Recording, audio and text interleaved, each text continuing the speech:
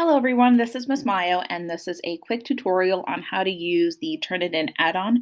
What the add-on does is it allows you to check for plagiarism and citation errors right from your Google Doc. So you're going to open up the Google Doc that you're working on. This would be an essay that you're about to submit. You're going to go to add-ons, and right at the bottom of add-ons you should see Turnitin Draft Coach. Once you open that up, make sure that you're logged in as your Rutherford student's email, otherwise it won't identify it. And it'll show you similarity check. You're going to go to similarity.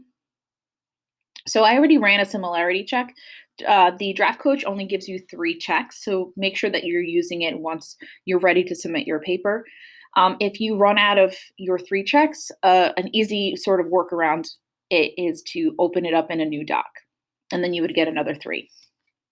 So I ran my similarity check. This is going to check the internet. It's going to check other databases. It's going to check journals. It's going to also check other students' papers within their collection. And I have an overall similarity score of 25. Now, the percentage is really given by your teacher, so please refer to your teacher's guidelines for your Turnitin. So once you're there, if your similarity report is done, you'll actually see a bunch of different percentages. This will let you know where the information is gathered from.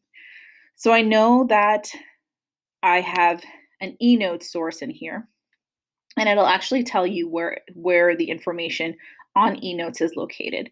As you can see in this essay, the citations are sort of like spread out, and that's okay. What we want to avoid is big chunks of information coming from one particular source, especially if they're not cited. So what do you do with this score? You can actually click on what do I do with my score. So if you think your score is too high or too low, right? Or there's large sections of your paper that are highlighted, which is what I just mentioned, you would just click on the concern that you have. So let's just say my paper is the score is too high. It'll actually give you some guidelines on how to fix it. So you might want to cite properly the sources that you use. Maybe you don't have citations. Maybe you have too much information from a particular source. So it'll give you some suggestions. Another tool that Turnitin Draft Coach has is called citations. So same thing, you would run a citations check. This is going to look for your actual quotes that you have within your paper.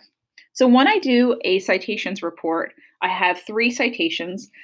They identified 3 references, meaning in my bibliography, in my works cited page, I have 3 references. And it also identifies what type of format it is.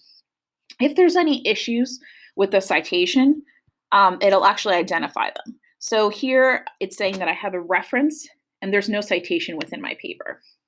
And it points it out. And then it shows some guidance on what to do. And then it also lists all the references that I have, right? So again, some of the references may be missing citations within the text, meaning I put it in my works cited, but I didn't properly cite it within the text. So these are just some of the tools that you can use for Turnitin Draft Coach. If you have any questions, please let me know.